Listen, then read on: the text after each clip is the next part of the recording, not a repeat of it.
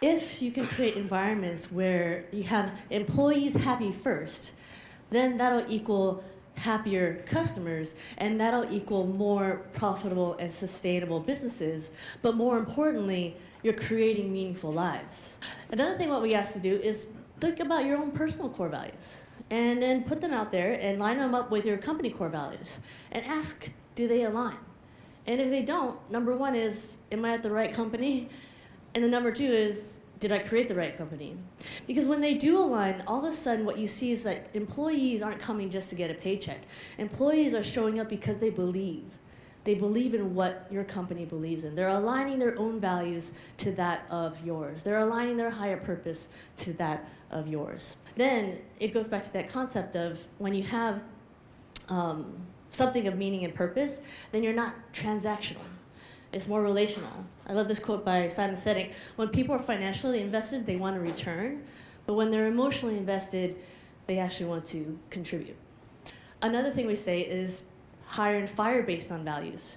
And this one's a tough one to actually abide by, because what that means is even if you have like a rock star performer, let's say he or she's just killing it in sales, but he or she is not living up to the values. She's like maybe not communicating with respect, as an example. That actually is means for dismissal in our belief. If you create an environment where everyone, as birds, are actually sharing their sense of DNA, your purpose, your values, so then all of a sudden you can have everyone being their individual, authentic, weird self, because we know that where there's trust amongst each other, that we're actually doing the right thing towards the greater goal that we're all flying towards. We can apply this sort of like ideology, what the animals actually do naturally. We can do it within our own workplaces. Can you imagine how aligned and how much more productive and therefore actually much more happier we'll all be in our workplace? So no matter what kind of role you're doing, just tell people to say, hey, take some time in your week, 30 minutes within a week or within a day to get into that sense of flow.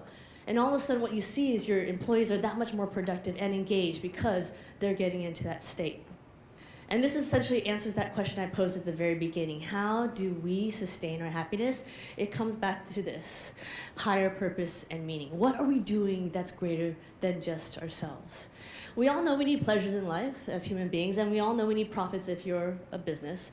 But now what we're seeing is that unless if you layer on the passion and purpose on top of that, the odds of you sustaining that personal happiness or the odds of you sustaining your business will be that much harder and that much more against you.